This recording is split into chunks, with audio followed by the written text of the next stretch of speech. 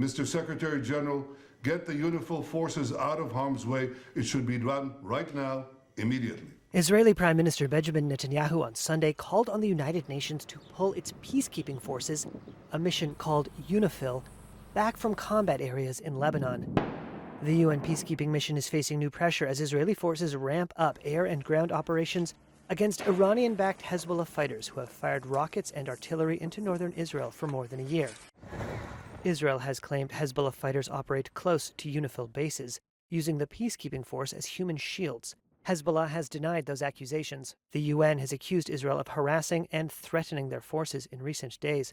And on Sunday, the world body claimed Israeli tanks had burst through the gates of a UNIFIL base. Netanyahu apologized for the harm done to UNIFIL and said the safest thing for the peacekeeping force was to withdraw. But the potential harm to the international mission has prompted criticism of Israel from some of its allies. At an EU summit last week, Italian Prime Minister Giorgia Meloni said 2 bases housing Italian soldiers serving with UNIFIL were hit by Israeli fire.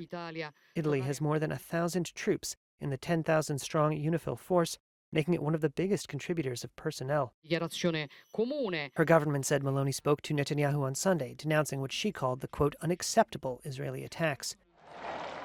She was not the only one in Rome to speak up for UNIFIL. Pope Francis, in his Sunday address, asked that the peacekeeping force of the United Nations be respected. Israeli forces are trying to push Hezbollah back from the border. In a video released on Sunday, Israeli Defense Minister Yoav Gallant toured villages the army said it had captured. And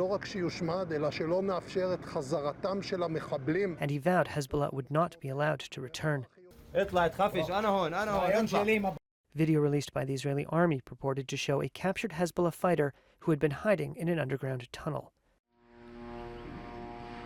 Israel's operation in Lebanon has exacted a heavy toll. This was the scene of destruction in the southern Lebanese city of Nabatea, following an Israeli strike on Saturday. The operation has displaced more than 1.2 million people, according to Lebanon's government, which says more than 2,100 people have been killed and 10,000 wounded in over a year of fighting. Meanwhile, in Haifa, in northern Israel, air raid sirens early Sunday morning sent residents scurrying toward bomb shelters. Israel's rocket interception system left streaks across the night sky.